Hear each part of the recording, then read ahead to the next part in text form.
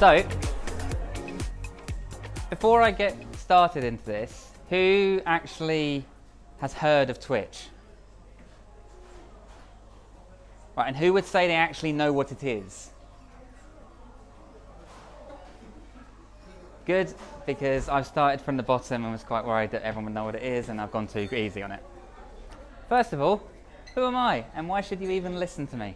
Okay, so this is a cartoon of me, and they've been very generous with the hair and the eyebrows. And Amy, I couldn't crop her out, but she's there. We run AM Marketing.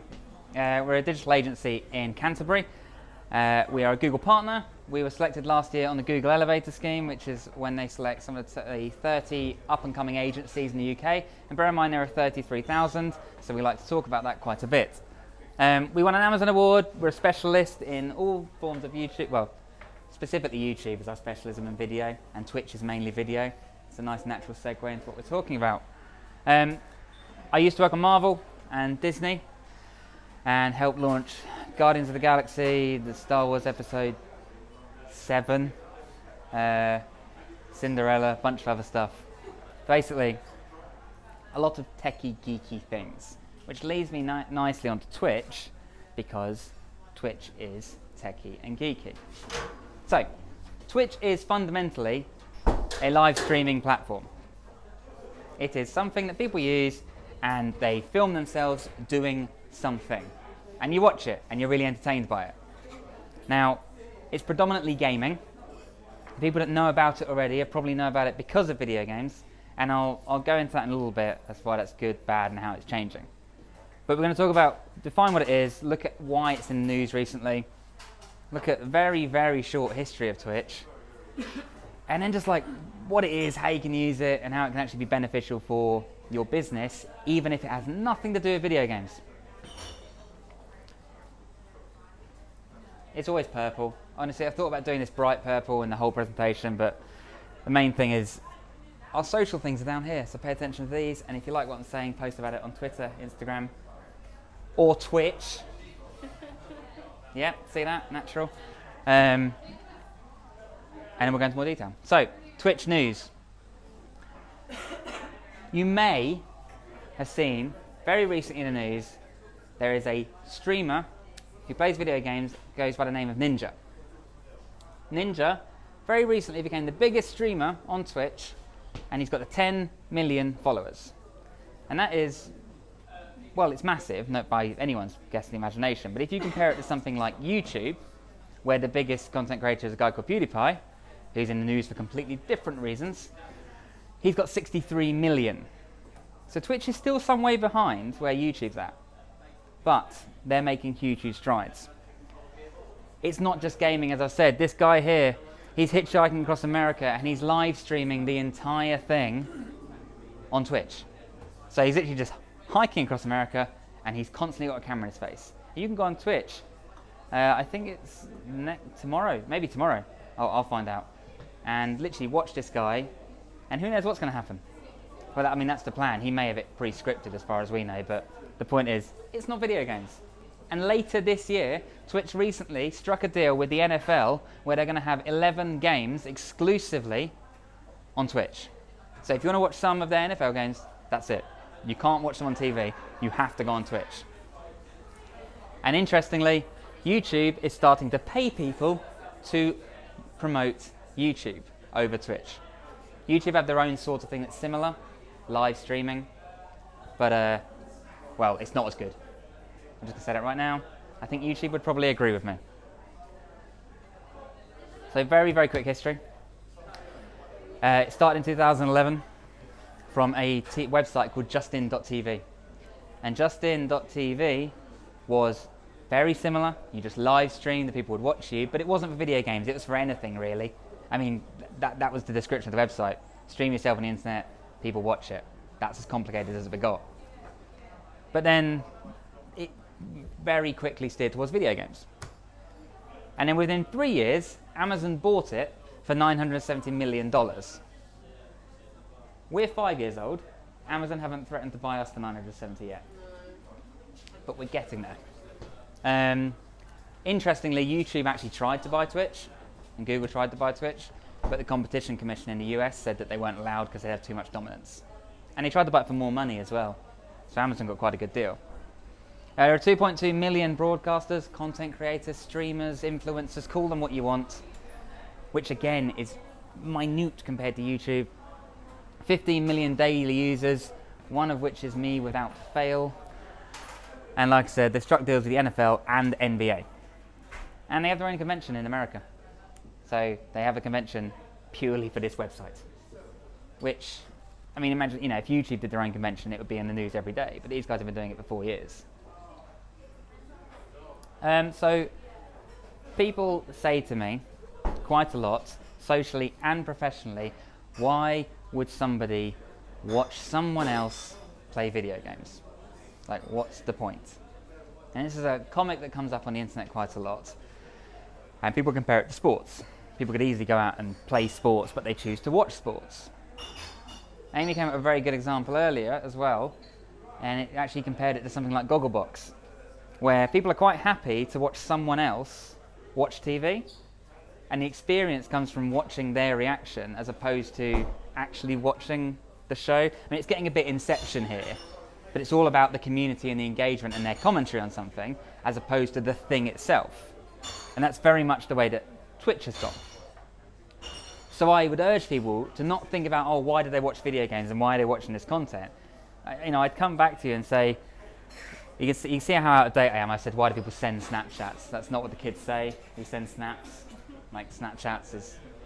I'm learning, I'm 30 now. So think about why people watch TV. Why do people watch live streams on Facebook? Why do people watch YouTube? Why do people send snaps, not Snapchats? And I'd implore people to think about this as a cultural thing. It's not about watching a video game. It's about the intake of entertainment. It's about enjoying something. It's about the community of it. It's about the aspects, the inside jokes. The same reason that some people will go and watch Game of Thrones on a Monday night and then the next day they're all talking about it. Yeah, it's still the minority at the moment, but people are doing that with Twitch. So we should probably actually look at it. I've talked about it for long enough, but what does Twitch actually look like? It's a bit of a mess. There's a lot happening on here. So this is a screen grab of a stream that I was watching yesterday. And does anybody know what this actually is? You win a pen. It's in my bag, I do actually have it. Yeah. You win a pen, socials drop down a little bit. So, this is a guy that I watch called Tice. He is the double European champion of this particular game. Right now, at this moment, he has 15,000 people watching him. And on the right-hand side, there are all the people just talking the whole time that this guy's streaming. So he's playing this video game. He's got overlays, he's got a little advert here, he's got an information about the game itself.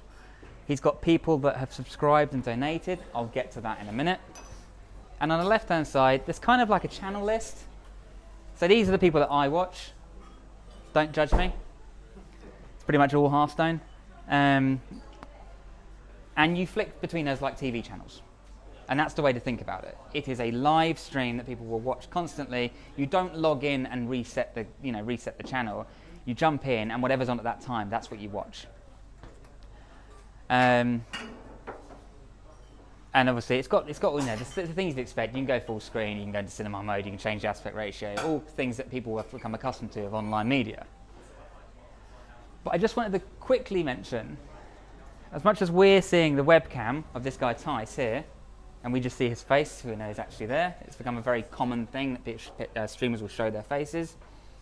What does he see? And also then, what would you need to do if you wanted to stream on here? And again, I know I've only talked about video games so far, but just bear with me. I'll get to the non-gaming bit. It looks something like this. Which, I mean, I was hoping that Luke would see this and get really excited about it, because I know that he'd like to have this. There you go. Whoa, super cool. The point is, yeah, it smells of Mountain Dew and Doritos. It's very dark, there's no windows in this room, but the point is, you see this, but this guy sits there for 8 to 9 hours a day, here, talking pretty much to himself. and he interacts with the chat, which is here. So they can talk to him, I can talk to him, asking questions, interact with him, and it becomes literally like a live stream. Same reason that you'd watch Facebook, questions pop up and the people on the stream will answer them. This is the same thing. It's just that rather than doing something for 10 minutes, they're doing it for hours at a time. But video games is not the whole future of this thing. Video games is just one aspect of it. And very recently, Twitch have been made a real push to start talking about how they start to bring in other pieces of content. And recently they made a huge announcement. They made one 6 months ago and literally days ago about how they're going to expand this and allow people to create new sorts of content. So one of the things that they've looked at is other creative aspects and other creative ideas. So music, painting, food, game development, sculpting, these are all very sort of creative things that people can enjoy and watch. And as I've talked about many, many thousands of viewers, this was taken yesterday, there are only a few hundred watching this at the moment, which in the grand scheme of things isn't huge. But if you consider that the average dwell time of somebody, the average time that somebody will stay on the website to watch Twitch compared to something like YouTube, which is a very comparable competitor, it can be up to 10 times as long. So if you're creating content that requires attention, there really isn't a better platform right now. Historically, we would fall into one of these two areas. IRL is gaming lingo. It basically means in real life. So if ever a gamer says, oh, is that true IRL? They're talking about not the games here. So IRL used to be something, whereas if you were doing something that wasn't video games, the only thing you could do on Twitch was say that it's IRL. And then they added this thing called talk shows. So you could do a little event and have somebody come on and chat about, well, anything really, but again, it was usually video games. But now, you have all of these. And they're adding a lot more. They've just announced that they're adding a vlogging category, a creator category, a science and technology category. Many more that I probably should have written down and told you every single one. But the point is, they're really pushing this. And they want to be, seen as not something just for gamers. So what did we do? Last July, we set up our own Twitch channel, and I streamed for just over 3 hours and told people how to set up a Google AdWords account from having nothing to having an advert live. And I was in our office, and I was having, it wasn't quite this setup, I'll be honest. But I did have 2 screens and a nice microphone. And I streamed for 3 hours. And for the first hour, the only person watching me wasn't even Amy. It was our other employee, Nick. And he wasn't really paying attention. But then after that hour, people started to flood in. And I'm going to say, flood's the wrong word, okay? I'd love to say they flooded in, but what I mean is they started to show up occasionally. But everyone that did show up stayed for a long time. And strangers, who, bear in mind, I'm on Twitch, the video game streaming platform, are asking me about marketing advice. Then other people started sharing it. I had a couple of our clients show up and do an impromptu session about something on their account. And we were just giving them real advice. And the whole thing, it forms into this whole collaborative thing, is that we're there to help people. We're not just there to kind of do advertising for you. Like, if we can explain to you and educate you, brilliant. And that's the whole process here. So, bear in mind, IRL, 3.1 million followers. Talk shows, 1.1 million followers. How about 3? Yeah, 3. One video. Those 3 people watched it a lot though, didn't they? Well, the thing is, you don't have to follow to have watched. But we'll be doing more, and essentially we're going to be doing it in the forms of like tutorials and education. So if you want to do AdWords or YouTube or whatever, something to do with online advertising in some form, that is really numbers based and quite geeky and, well, Amy would say boring, I would say very exciting and algorithm based, then you come to my channel and I will help you. But interestingly, if you talk about Twitch in terms of earning and money and revenue, and yes, I know everyone here is not going to suddenly go away and crack out the latest either video game and start streaming full time for 9 hours a day. It's not practical. However, the earning potential on Twitch is considerably more tangible than something like YouTube or any other platform. So who's got Amazon Prime? A good portion of people. So if you've got Amazon Prime, you've got Twitch Prime and you don't even know it. And what Twitch Prime will do is once a month, if you're registered on Twitch, they will give you at least one free video game to download once a month. Or it might be the latest, I don't know, the latest jacket or the latest haircut in Fortnite or something. But it's some unique little thing that you can get completely for free. But interestingly, what they'll do as well is that they will allow you to subscribe to a Twitch channel for free. Now the interesting point here that must be clarified, a subscription to Twitch costs money. $5 a month minimum. You don't need to pay, it's a choice. So you can watch anyone you want for free. There's no barrier to entry. You'll just be served adverts. If you decide that you want to pay a specific streamer, $5 a month for 1 month or every single month, then you won't get adverts. And there are some other bonuses that I'll get onto. But what this means is, Amazon owns Twitch. And Twitch allows you to subscribe to people for free. And Amazon will pay for it on your behalf. So what this means is, Amazon are paying their content creators. 15 million subscribers a day. Granted, they're not all going to, 15 million daily visitors, they're not all going to be using Twitch Prime, but there's a good chunk that are, so that all those people can essentially fund content creators for free. So this is the big shift that's happening recently, is that people are moving over from YouTube to Twitch, because even with very small audiences, they can get decent revenue. I'm not talking like, even the small channels, we're talking like, very moderate salaries here, but the point is, it's a salary. Whereas on YouTube, you have to be one of the big boys to really start playing. On YouTube as well, you've got two forms of advertising. You can let YouTube advertise on your channel, skippable adverts, we do them ourselves as an agency, or you can partner with an external brand and you may do a video about their content, you may promote their product, you may review their video game, something like that. And that's an external thing that you have to do off your own back. On Twitch, those two things still exist, but you can also subscribe, as I just mentioned, and people do that. You'd be blown away at how many people actually subscribe. You can do these things called cheers, which is when you donate money via, it's pennies.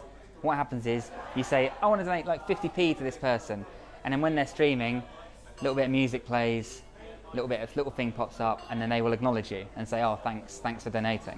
So it's a way for people to interact as well. Some people will just flat out donate a lot of money sometimes. Ironically, you have to go on YouTube to see this, but if you just type in the biggest Twitch donations, there are people that are donating like $10,000 to streamers.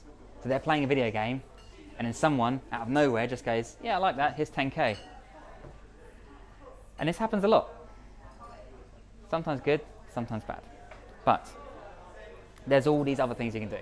And remember earlier when I showed you the screen, there was a little advert in the corner? Yes, Remember. If I choose to stream, and I've got a partnership with the tap room, I can put a little icon of the tap room in the corner, so the whole time I'm streaming, there's an advert for them. And then they would pay me. So that's just another revenue stream that you can use. I want to quickly mention about the differences between Twitch and Facebook, because you say live stream, live is the thing right now. Everyone should be doing live wherever they're, whether it's on Facebook, whether it's on Twitter, whether it's on Twitch, and the rest of them. But the behavior on here is a little bit different, and you should think about it like TV. If somebody's on Facebook, generally, not always, but it is a sort of like scrolling through, oh, this thing's live, I'm going to watch it for a few minutes, and that's the sort of behavior that we see. You can go live and you can plan to go live and see people there, but it's something that Facebook is still working the kinks out. Whereas Twitch, it's not I'll just pop in, I'll just go onto the platform and see. People go to Twitch to watch content. So if you want to present content to people and you want people to stay and you want people to listen, well, like I said, it's the ideal platform. And it's very, very, very different to Facebook. So I had one person ask me, well, should I be doing live streams on Twitch then? I was like, well, that's quite an extreme jump. But no, keep doing what you're doing on Facebook. Come up with like a sort of almost like a program mentality. And whereas I'm teaching people about AdWords, just do something that takes more than an hour because it's way more interesting. Now, I mentioned that when you subscribe to people, it's not just you don't get ads. You also get little emoji icons things, okay? And if you are very, very enthusiastic about my approach to Twitch and marketing, there's a channel called Yogscast Lemardia which you can go to, and if you pick the tier 2 sub, which is $9.99 a month, you can get a picture of my face. Wearing a burger hat. And now, I won't go into this because this is me just sort of almost embellishing myself, but a lot of these little things have little inside jokes.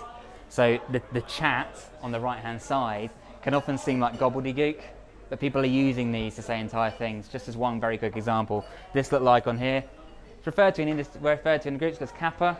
If you put kappa at the end of a sentence, it means everything you've said is sarcastic. But you wouldn't know that unless you start using it. So you sort of get thrown in at the deep end.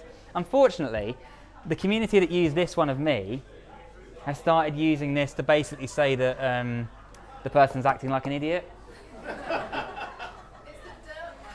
Yeah, so they've taken it upon themselves to if the streamer starts doing something foolish or idiotic or making mistakes, they all just put this, and all you can see is my face in the chat. You can't win them all. And it's from this, when we were streaming with them, when I went up. This is our client, by the way. This is our client who pay us actual real money, and I'm sat there dressed as a pizza. This is Hannah dressed as a hot dog, and we're playing a video game on the internet. And this was 2 years ago in December, and we used Twitch to drive charitable donations and raise money for charity, and by the end of December we'd raised £5.5 million. And that's just one aspect of Twitch. They're very much about doing good work, giving back, and if we do something like this, Twitch will obviously drop all of their profits and just give it all to charity as well, which is why we're able to earn. This is something like the 10th of December, and we'd won $1.7 million at this point, which is crazy. But people will just donate money to it because they're interested and they're engaged. One thing that I implore you to think about is don't try and think about necessarily why this is happening. Just kind of accept that it is happening. And it's only going to get bigger. And you can either go along with it and get on board, or just kind of stand by the wayside and watch it happen. So, in summary, Twitch is changing. It is not going to be video games for the foreseeable future. That is still going to remain their focus. They're not going to change overnight. But they definitely want other people of all sorts of industries to come in and stream their content and stream it to their audience. And then if it becomes something that's valuable, you can earn direct revenue from it. And if it's something that is not directly valuable, then what you can do is it simply raises your brand awareness in your profile. There is no damage to this. This is similar to creating content, having people watch it, having people engage on it. The platform is free. All you need is time, a half-decent webcam, and a computer. And if you want to know more about literally how to go from here to dressed as a pizza on the internet playing a game about cooking, then come and talk to me. So if anyone's got any questions, then I'm here.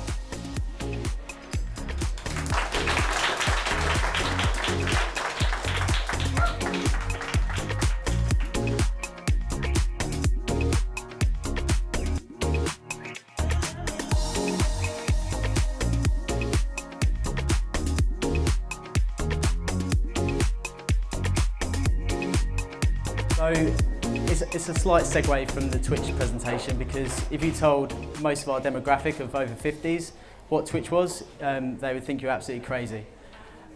So my talk's going to be a little bit more general than the Adobe Target stuff. There will be Adobe Targets in it, but it's more about kind of what are our challenges as Saga, being in a different demographic to most people, but then also how we use digital, what our structure is, and our UX challenges, and then also our CRO at the end of it. So this is me. 4 years ago whilst I was travelling, I'm a senior digital marketing manager for Saga Holidays, which is holidays and cruises. And these are the things I look after. The reason why these two are ticked in green is because that's my background, that's what I'm in. But I've developed as I've gone up and gained more things, so SEO, content management, paid search, display and social, and email as well. The reason why I'm here today is one, to kind of meet people at different agencies, but I get a lot of phone calls because everyone knows Saga in the local area, big brands, and it's kind of like I want to meet different agencies to understand what people do, because all of those things I probably only know at an expert level, those two things in the bottom right hand corner. The other things are kind of more of a general level of knowledge, so that's when we get involved with agencies, especially at Saga. We've got multiple agencies that we work with. So just to give you a picture of my team, I look after 9 people, email acquisition lead, data analyst, content exec and experience manager. And then when I talk about Adobe Target later, the way that we do it in-house is 2 times UX and UI designers, in-house developers, and also we work with a Target agency partner because we don't have the expertise in Target. We know the basic level, but to go for that extra level, which we'll show you later, that's when we work with our partners. So what does Saga do? I imagine that most people know to a decent level, but I work for Saga Holidays, and the other things we do is membership, which is almost new, probably about 6 months, a year ago.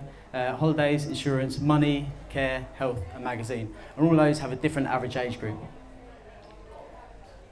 And then in terms of holidays itself, we offer kind of a full breadth of holidays. A lot of other companies specialise, so Vikings will go river cruises and ocean cruises, but what we'll do is go hotel holidays, tour holidays, ocean cruises, river cruises, special interests, and single holidays. Single holidays is actually really, really big for us, and in an SEO environment, actually that's where we rank #1, because our demographic have that requirement. So, Saga Holidays can be a bit of a verb. So if you type them into Twitter, actually what you get is quite a lot of negativity. And I don't know if you can see that, but Saga Holidays is almost like being over the hill. So you get quite a lot of people who are under the age of 50, probably 30 demographic. That Jade Markwell, who says, "Holidays proper wiped me out, ready for my next one to be with Saga Holidays." What she means is she wants to relax pace for Saga Holiday. Even verified Jessica Hines, I think she's an actress, Saga Holidays, Tenor Lady or Denture Glue. So that's actually very harsh, but it's some of the negative PR that we get, and it's the stigma that's attached to Saga Holidays. So as someone who looks after digital, it's really important for me to get someone through the door and come onto our website, but to immediately get them to click with Saga Holidays, because actually, if there's a blocker in any way, they will drop off quicker than anyone else. And then here's some nicer ones, some better PR. So we've got 3 things here, and this is the reason why Saga Holidays really exists. The first one is probably my favourite. I was lucky enough to go to the World Cup in Russia, and standing outside there was a very good experience. But mission accomplished is, as I had a dream of going here for years. That is the reason why Saga exists. And in the bottom corner with our logo, keep doing, that is what we really want to do. Make sure that people can go on holidays. So we look after 50-year-olds and plus. So just to give you an idea of the breadth of people that we look after, obviously not those celebrities, but these are the different age groups. And it really does go through the ages of the different decades. So your requirements for being in Saga are a lot different if you're 57 to 92. My dad is 65 and he would never ever go on a Saga holiday or a Saga cruise. I can guarantee if his mindset changed, then 5-10 years later he would probably definitely go for it. But our average age for holidays is between Helen Mirren and Jack Nicholson. So UX patterns. Is it different for younger generations versus older generations? I was lucky enough to go to Simon Langton Girls' School and run a session where a number of 13 to 14-year-olds would build an app or create a piece of furniture. As you can imagine, in today's world, they all went for building an app, and out of the 4 groups, 3 of them went to build a fashion app. So what I was really impressed with is when they came to do the presentation, their technology was very sound. They were really good at kind of getting it from paper onto PowerPoint, so digitally, but also they were really toned in with the UX patterns. So they knew exactly what they were doing. It was just kind of like within them. The fact that they knew where buttons needed to go, they knew the different pages. And if it wasn't against law to hire 13, 14-year-olds, I would have hired them right there. So what about our demographic? So when I go to presentations, a lot of people tell me mobile first. And actually 4 years ago I went into a presentation, I didn't know it was going to happen, and someone said this is a really bad way of doing mobile. So I sat there thinking, great, I can learn from this. and then he bought up Saga car insurance, which is what I looked after at the time. But now it's changed. So this is 2017 in July. So mobile, tablet, and desktop. So now in 2018, mobile has taken the share from tablet and desktop, which shows that people in our demographic, not only are they getting older from the 40s into the 50s, but also the other people who are 50 to 60 are adopting that as well. So how do we get around it? Do we hire designers who are over 50? No, because they probably have a better technical knowledge than our customers, which doesn't mean that our customers don't have a technical knowledge. It just depends kind of where they are at their life stage. So we complete user testing, A/B testing, and then we look at the data as well. No different to, I imagine, what every company does. So I think what I'm going to do after this is show a short video of one of our user testing groups. It was actually based on the fact that Luke showed me the toolkit which is in the back. When I showed our CEO, he really liked the fact that you could see all your emotion and stuff, but what he was mainly interested in was actually seeing the customer and knowing it was real. I actually used a tool that was very similar to Twitch.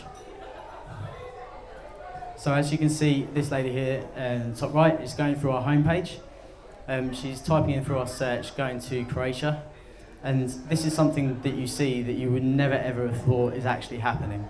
Because when I go through the website, or one of my peers go through the website, actually they click see holidays and they're through.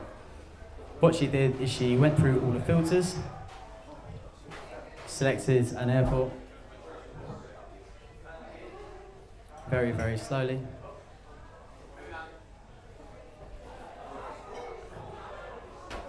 And then actually she just scrolled down. So she expected the search results to be there right there. And we've got a few carousels for Europe and Mediterranean and worldwide holidays, but she just scrolled down and expected those to be her results.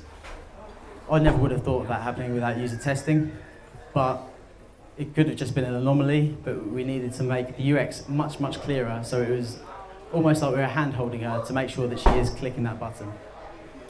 Another example from the same session, this one's really good with sound because she actually asks if this is a test for dementia, because she's looking at the list, and on the left hand side, you probably can't see at the back, is a list of all the dates. They're actually not in order, and because it's in the first column, she's looking through those. Actually, and it's common practice in holidays, is you show it price first. So if you see on the right hand side, it goes 2,749 and then it goes up in price. And the reason why the dates on the left hand side are jumbled up is because the best prices are never going to be in an order. But she's absolutely fixated on the fact that these dates are in order. She really wants to go on holiday in November and she just can't find a reason why it's working. So again, that's something that I would have never have thought, because I see the price in the column, we built it that way, and I think everything's good in the world. But actually, if we make it more user-friendly for this lady, then actually we'll get a lot more sales and a lot more people through it. So what did we find from that session? We came up with 9 things, and actually it's probably very similar to a different demographic, but no jargon. So if a customer in an over 50s demographic sees that there's jargon on the page, they will immediately call in. Online to offline is one of our biggest sources of traffic, and it's because they want to ask questions. So for an example here on the right hand side, does your car have any modifications? We have the little help text which is underneath about tow bar, because that was the most asked question, but also there's help down the right hand side. It's helping people get through all of the journeys, and we learned that through A/B testing and getting the results for it. Also, clearly clickable.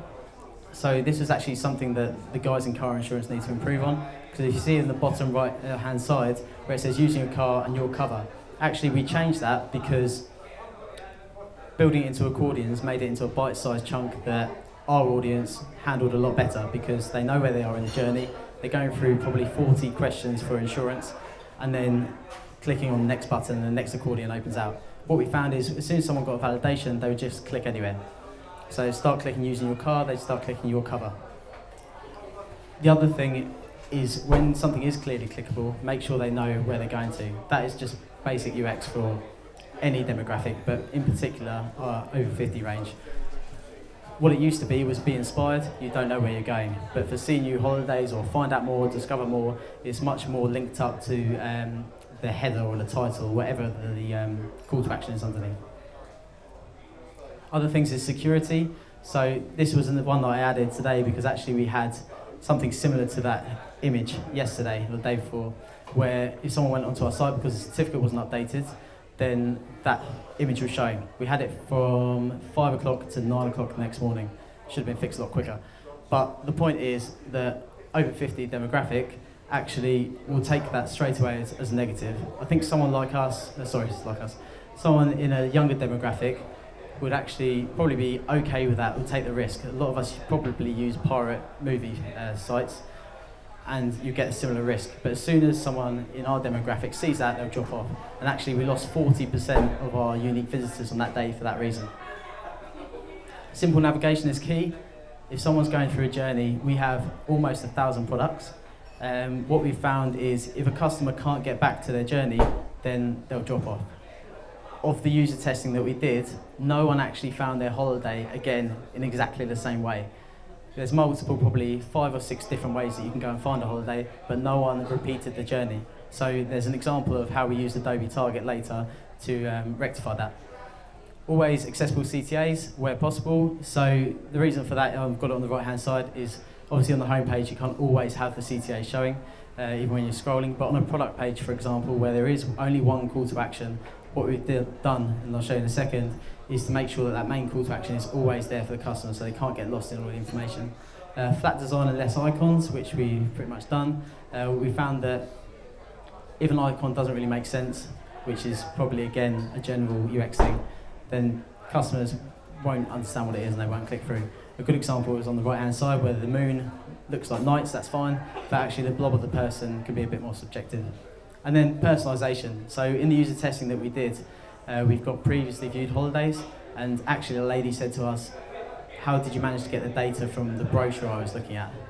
And obviously that's not possible, but what had happened is she'd clicked on the link to go onto the website and then come through, but because she hadn't made that connection, she was scared off because personalisation can often worry customers, and especially in the older demographics.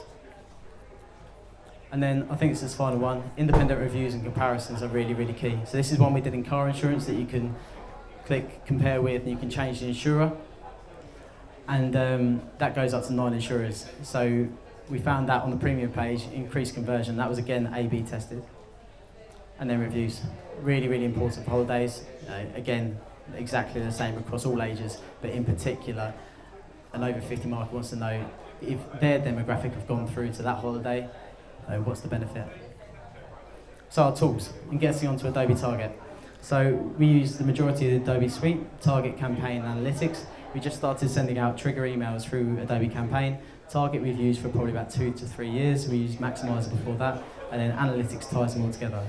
And we also use Infinity Call Tracking, Session Cam, and SEMrush for SEO, and amongst others tools as well. So Adobe Target.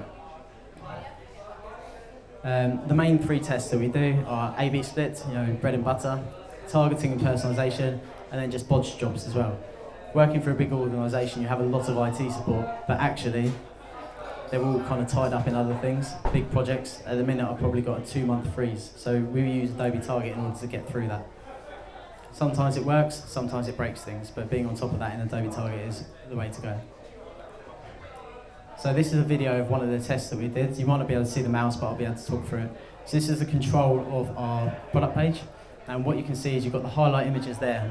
Before I mentioned our demographic like flat design, actually having the images behind the call to action doesn't really help. They can't get an idea for what the holiday is. We have a lot of good information on the product pages, but it takes a lot of scrolling down. Our scroll reach on this page is very limited. On the left is the call to action that we make sure is sticky and always available. That was another A/B test that worked. And then behind these accordions, we've got things like amenities, holiday location, and the reviews, all the really important bits that a customer needs. But on the control, didn't really see. So we'll scroll to the top and then go to the test. So this was a 50-50 split across our Europe products. So we've gone for a flatter design, we've removed the images behind the box, the call to action box, and we've pulled them out. Again, the images aren't as inspiring as they should be, but this was just a test where we moved things around using JavaScript. The call to action is still sticky down the right, but we've added these quick links in, and that just means that the customer can navigate around the page a lot quicker. So holiday details, click on amenities, holiday location, and we found out navigation was key in the previous user testing, so actually they always know where they are, and they've always got an out where they can go to the next page or they can click back to the top. We use Review for our reviews. And then click prices and availability and you're through. One increase that we want to do, you can't do from Adobe Target because it would have been a back-end system change, is add these galleries to the top. So what we will do now is, now we know it's a winner, we will give it to our dev team, be able to say that this is the uplift because it's proven in the data, and then add the bits that we thought would add it even further, enhance it even further. Another one that I inherited when I joined back in October is this A/B test. So cruises, we've got a new ship coming in next year, 2019. We had this page where customers would go through and say, where we go, Norway. This is actually the Norway page. So when you click that, you go back to Norway, which is a massive loop, and we found customers were just going through and through and through. The problem with working for Saga is the fact that it's probably a brochure-led company, so we're moving into the digital age and we still have lessons to learn. As you scroll down, there's loads of good insights, and the main call to action is right at the bottom. So the only times you get to see all cruises was that. The test was to basically go into the CMS system and add some products on there. So we changed the navigation to make sure that destination is shown, because we found from user research that's the main reason a customer will go to Saga, they'll go to there, find a destination, then start to look at dates. So at the bottom of the page we added in the CMS 4 products, and then we use Adobe Target to lift those products to the top so customer sees it as soon as they go onto the page, and that significantly increased click-through. It's a really, really simple one, but it just shows the power of Adobe Target and also other A/B testing tools. Other BOS jobs that we use it for our marketing material. So in the top one, if you see enter codes and then the promo code, that red banner, what we were having to do previously is in our CMS, go into every single product, every single image, and then add that banner. Bearing in mind you've probably got 50 to 100 products, that takes a long, long time. What we did was we lifted and shifted that, put it into Adobe Target, and then just specified the URLs you wanted to apply it for. Because we have the same templates, we were able to apply that within about 5-10 minutes. And then the same thing, Japanese outs on that particular product is a highlight, so we were able to add that through JavaScript. And then behavioural targeting. So this is our homepage image. And what we do is we know that customers been to worldwide holidays before, or we've counted the number of times they've been back to Saga holidays. We'll show them that because it's probably a high price ticket, but also one of our more extravagant areas of products. And then this is the last one that we just started building, and actually Adobe Target has this built in eventually. So if a customer goes to a product, Occidental Ila Christina, and then goes back to the home page, imagine that they've gone back to the side where they actually want that holiday. The first iteration that we had of this, because navigation is very key, is this box here. What it does is it scrapes the product once you get to it, puts it into Adobe Target, and then replays it back out once they get to that page. The problem with that is it's only on the home page, and then also, for many screens, it's below the fold, especially for tablets. So what we did, and you won't be able to see this, is on the hero image, we added that just in text and a link. What happened there is because we behavioural target the image a lot, for some of the options, you can't actually see it. Legibility is very, very poor. But both of those were successful, by the way. So what we went into, to expand it across the whole of the website, is in the bottom right-hand corner, we had previously viewed holidays and favourite holidays, which I'll come on to in a second. What that does using local storage is it puts it into an order list if you get up to 5. So your last viewed holidays will be sitting there for you, and that's across the whole site. You can also click that Add to Favourites button, and then it will include that in your favourite holidays, and you can do that for as many holidays as you want, going across the site, and it will follow you everywhere. The reason why we did that is because we found through user testing that navigation was absolutely key. So from every single page, you can get back to your product in one click. So you go back to the home page, and then there it is for you again. So we were high-fiving that because that's actually quite big for us. But what we found from our target partner was this comes through Adobe recommendations. So this was our previous version. The problem with Lakeside Lodge is it's in South Africa, and although there is sea in South Africa, the Lakeside Lodge is inward. So actually the sea doesn't make a difference. It's irrespective. So we've changed it to this. So it brings through 3 products, exactly like the drawer does a second ago, but what it does is it sits on all of our product pages, and then it crawls it and makes sure that it's storing all of the products we go to. So at the minute we've got a 91% availability for all the products that we've got. The reason why the other 9% is not there is because no one's been to those products. So those are products we should just get rid of, to be honest. But what it's doing is it's taking the image and it's taking the holiday product, but it's also storing the URL that customer went to. So if they filtered April and for 2 passengers, when you click on that, it will then send you back through. So again, what we found is we're getting customers back to the product that they really want as quickly as possible.